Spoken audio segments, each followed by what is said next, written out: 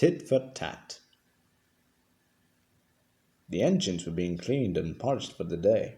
Bert, who was going out first, had a tall chimney in his funnel to draw up his fire.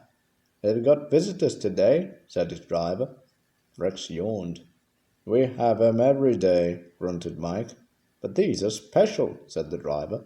"One takes moving pictures and the other writes books, so mind you all behave." "I don't want to be a moving picture in a book," protested Bert. "I want to stay as I am." They all tried to explain, but Bert was still muddled when he went to take his train. The visitors were clergymen, one fat, the other thin. They arrived in a little car. Both had cameras.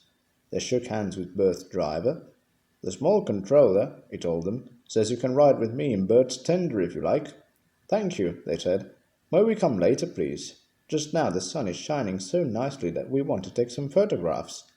Then they asked Bert his name and told him how smart he looked.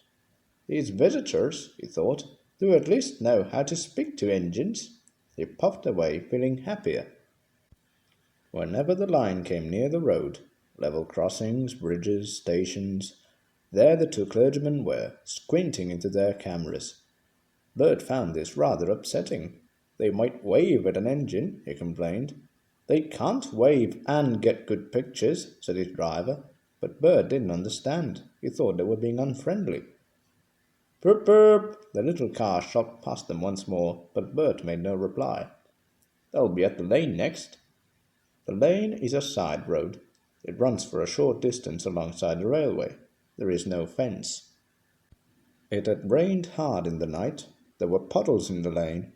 The thin clergyman sat in the car. The fat one waited with his camera.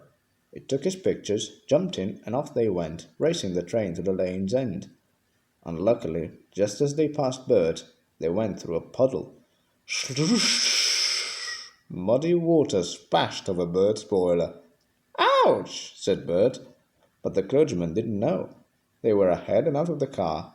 Smiling, they waited for Bert to catch up. Bert wasn't smiling. "They did it on purpose," he snorted crossly. "They splashed me! They splashed me!" Bert hissed, rolling into the last station. "Pictures, indeed," he grumbled, running around his train. "I'm a nice picture, covered in mud." He sizzled crossly when the fat clergyman sat in his tender for the journey back. "Driver oughtn't to allow him after what he's done." Suddenly he stopped sizzling and let off steam. Whoosh! "I know," he thought, "how to pay the fat one out. It's a lovely plan. I only wish the thing wasn't there too," he said, but he said it to himself. Bert ran nicely till they reached the woods. The line climbs steeply here. Bert usually rushes the hill. This time he deliberately dawdled. "Come on," said his driver, giving him full steam. This was just what Bert wanted.